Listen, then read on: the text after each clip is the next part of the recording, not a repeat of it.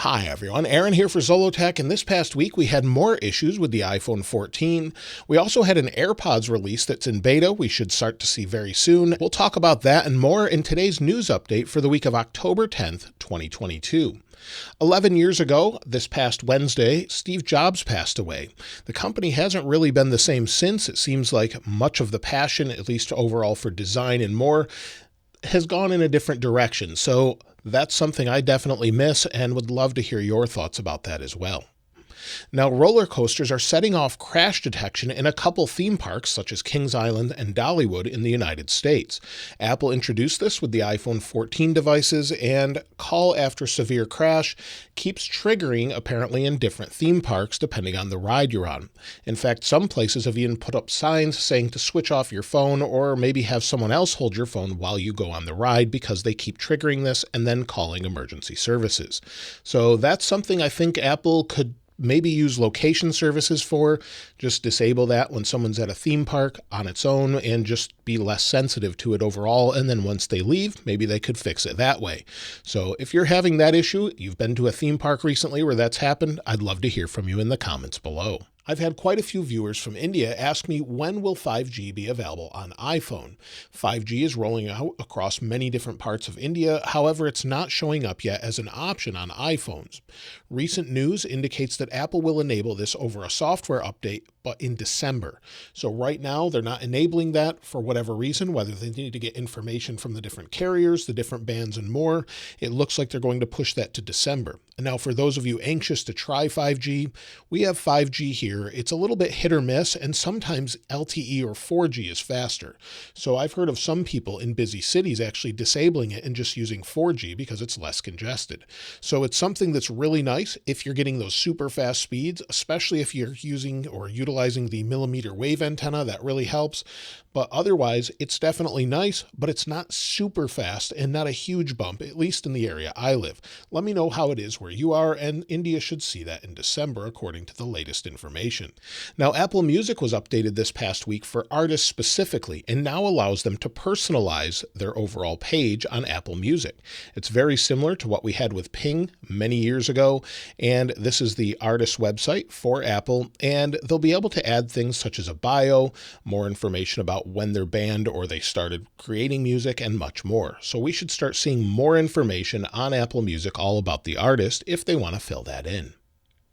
Now, Apple also updated the developer account page this past week with a new menu at the top instead of a sidebar.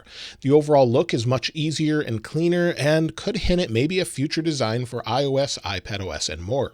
We saw this a little bit with iCloud.com where they rearranged that, and they're changing design overall. So Apple's always updating their design, so maybe this is just a small look at what we could see with a cleaner interface overall in the future. Apple this past week updated their MagSafe charger. So if you have a MagSafe charger, it's now updated to version 255.0.0.0 or firmware 10M1821.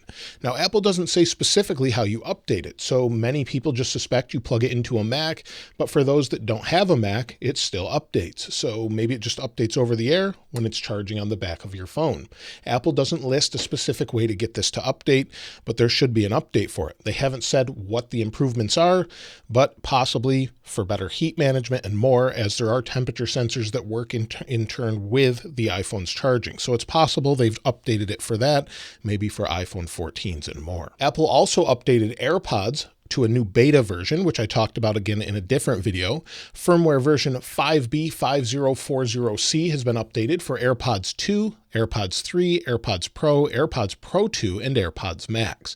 Now, you do need to be a developer in order to have this, and also you'll see if we go into settings and we scroll down, you'll see I have developer enabled. You need to have Xcode, plug in your phone, turn on developer mode, and also go in here, scroll down to the bottom.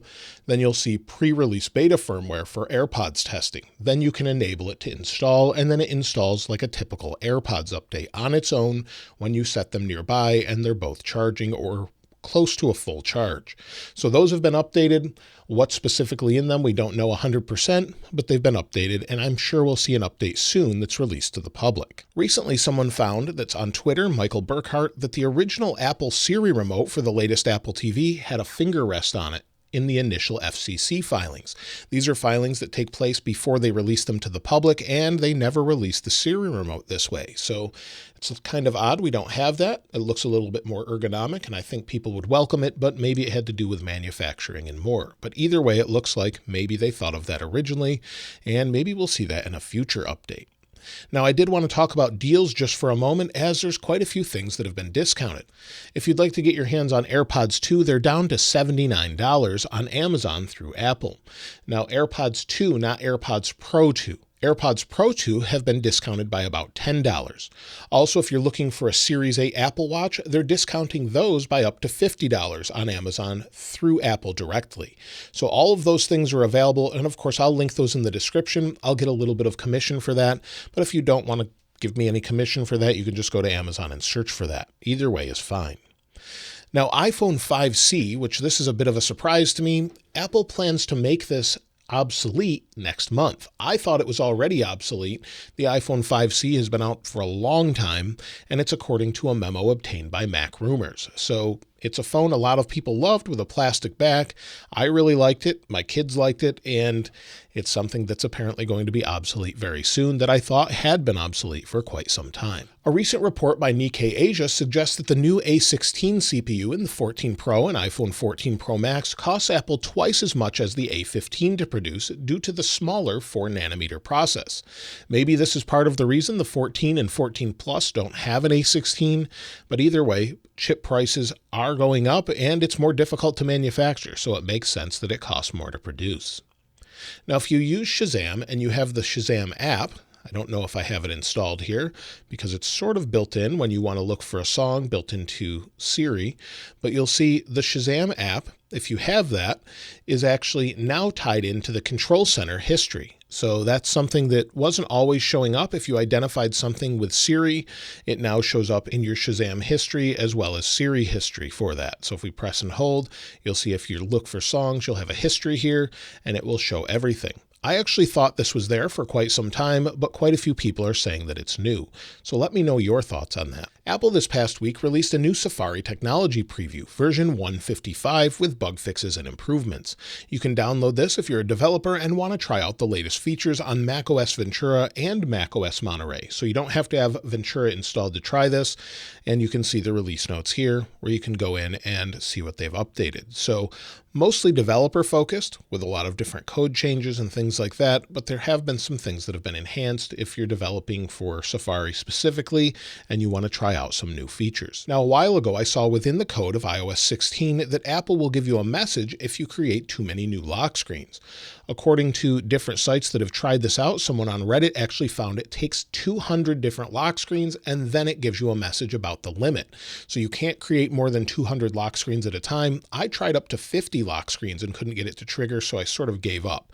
But I knew the message was there, but didn't know what the threshold was, so someone has actually found that. This past week, we had the release of iOS 16.0.3 to the public, and this addressed some bugs and security updates for everyone, but was mostly focused on the iPhone 14 devices. While Apple is addressing issues with the 14, 14 Plus, iPhone 14 Pro, and iPhone 14 Pro Max, there's still some bugs that remain, such as the brightness bug they haven't addressed. So when the brightness is turned down, in the dark areas of the screen, many people are still seeing flickering. I've also heard about this across other devices as well. Some people even with an iPhone 11, so not necessarily OLED displays. Now also, with this, we're still waiting for future updates to address additional issues. So there's still some odd bugs people are experiencing with the latest phones.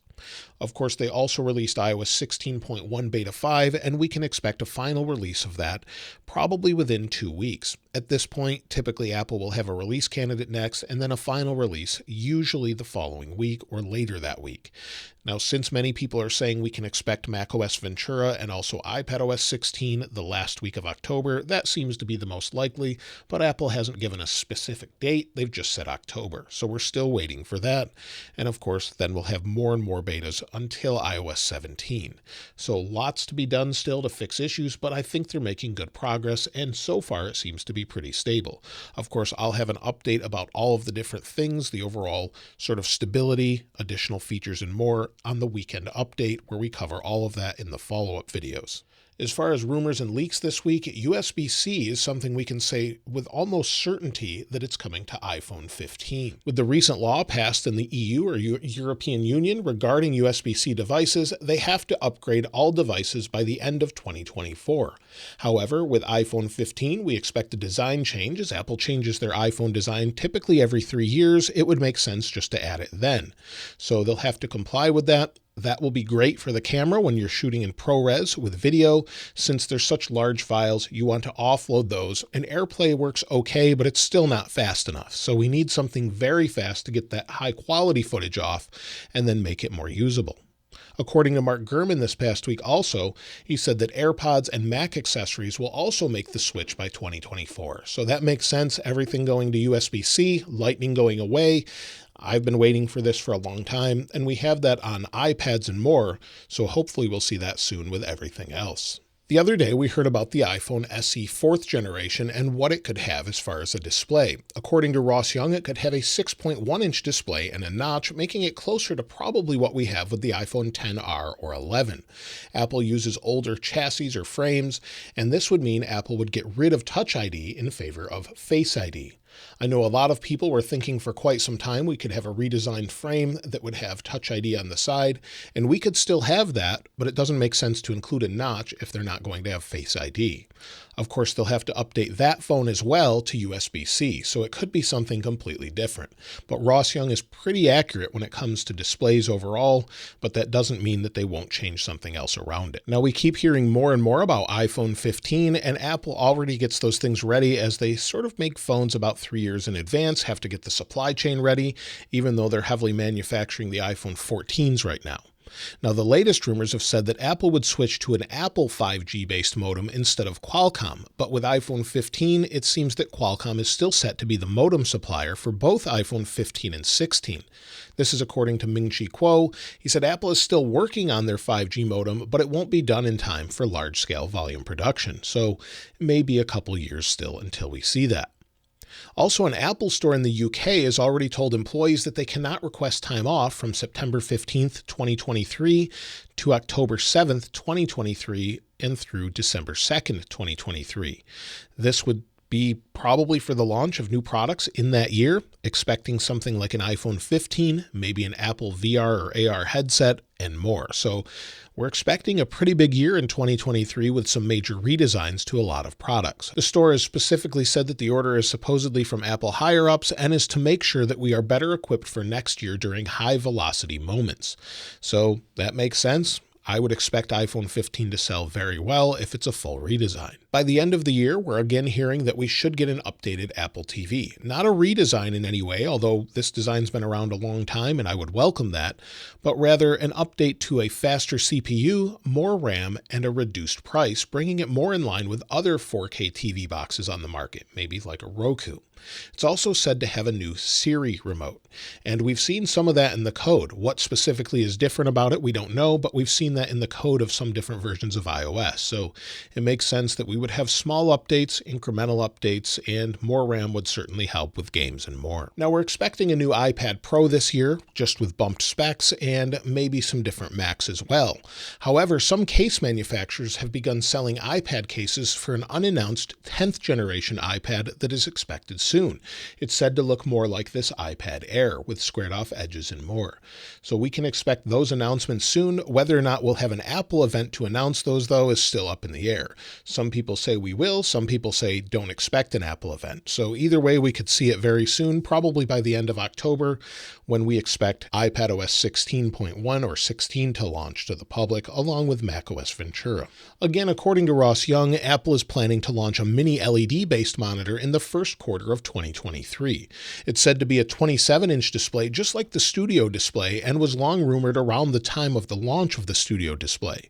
Much of the hardware inside the Apple Studio display doesn't make sense for just a simple LED or LCD LED-based display, and it seems like it was designed for a higher-end mini LED display. And so that's all the news from this past week. Of course, we'll typically update you on Mondays with the latest updates. This is just a little bit later since the updates came out earlier in the week.